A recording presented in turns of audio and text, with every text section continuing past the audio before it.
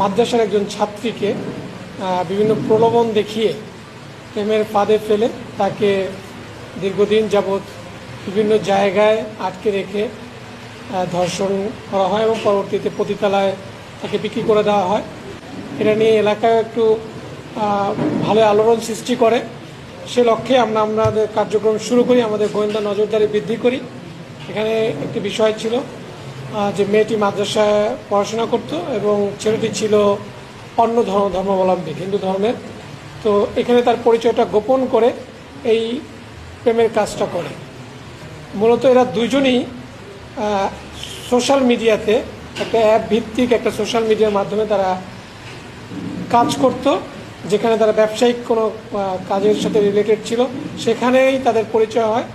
এই পরিচয়ে ছেলেটি তার পরিচয়টা গোপন রাখে, তার যে আসল যে ধর্মটা সেটা সে পরিচয় রাখে এবং মেয়েটা জানতো না।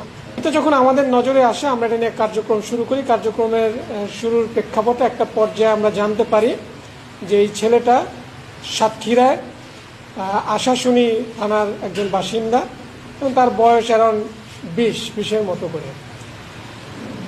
এবং এই মেয়েটিকে তারা প্রায় 20 দিনের মতো একটি হোটেলে রেখে তারা নির্যাতন করে এবং একটা পর্যায়ে যে ছেলেটার নাম শুভজিৎ, এই শুভজিৎ যখন আপনাদের এই বিভিন্ন মিডিয়ায় প্রচার হওয়ার পরে সে যখন বুঝতে পারে যে তার সাস্টেন করা ডিফিকাল্ট হয়ে যাবে, পরবর্তীতে সে সাব্বির নামে একজন তার বন্ধুর কাছে তাকে দিয়ে দেয়।